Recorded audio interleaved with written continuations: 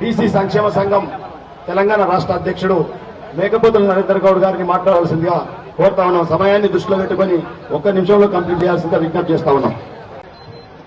ఈ కార్యక్రమానికి విచ్చేసినటువంటి తెలంగాణ రాష్ట్ర వ్యాప్తంగా మరియు దేశవ్యాప్తంగా విచ్చేసినటువంటి బీసీ ఓబీసీ బంధువులకు సోదరీమణులకు పేరు పేరున ఉద్యమ నమస్కారాలు తెలియజేస్తూ స్టేజ్ మీద ఆసీనులైనటువంటి పెద్దలు అన్నగారు మహేష్ కుమార్ అన్నగారు, అదేవిధంగా వి హనుమంతరావు గారు, అదేవిధంగా అంజన్ కుమార్ అన్న గారు, అందరికీ ఐలన్న గారు, అందరికీ పేరు పేరున బీసీ ఉద్యమ నమస్కారాలు తెలియజేస్తూ ఆ రోజు కామారెడ్డిలో బీసీ డిక్లరేషన్ లో 42% రిజర్వేషన్లు ఇస్తాం స్థానిక సంస్థల్లో స్థానిక సంస్థల్లో అని చెప్పేసి ఆ రోజు ఇచ్చిన మాట కట్టుబడి అసెంబ్లీలో బిల్లు పెట్టినాం.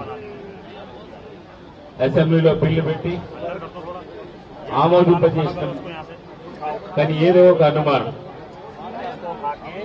ఢిల్లీలో మన ప్రభుత్వం లేదు, ఢిల్లీలో మన శత్రువు శాసిస్తున్నాడు, ఆ భయం అన్నది మనకు ఉన్నది. కాబట్టి ఇవాళ మీరందరూ ఇక్కడికి వచ్చి తెలంగాణ శాసనసభలో ఆమోదించిన బిల్లును 9వ షెడ్యూల్లో పెడతారా లేదా అని అడగడానికి వచ్చినాం. మనందరం ఒక అనుమానం, ఒక భయం.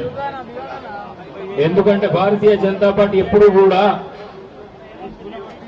బీసీలకు వ్యతిరేకంగానే పనిచేసింది. రాహుల్ గాంధీ గారి దేశంలో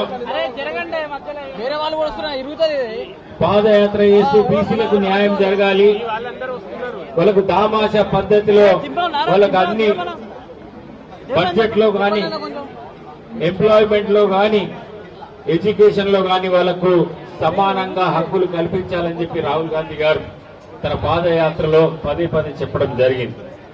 ఎందుకంటే ఈడబ్ల్యూఎస్ 10% రిజర్వేషన్ ఇదే భారతీయ జనతా పార్టీ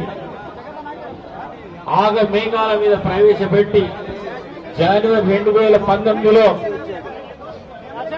జనవరి 9, 10, 11, 12 4 రోజులనే ఈడబ్ల్యూఎస్ రిజర్వేషన్లకు ఆమోదం తెలిపింది.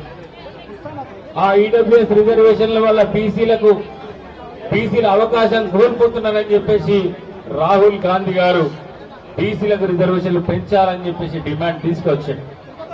కానీ భారతీయ జనతా పార్టీ మాత్రం కులగణన వద్దు అంటున్నది.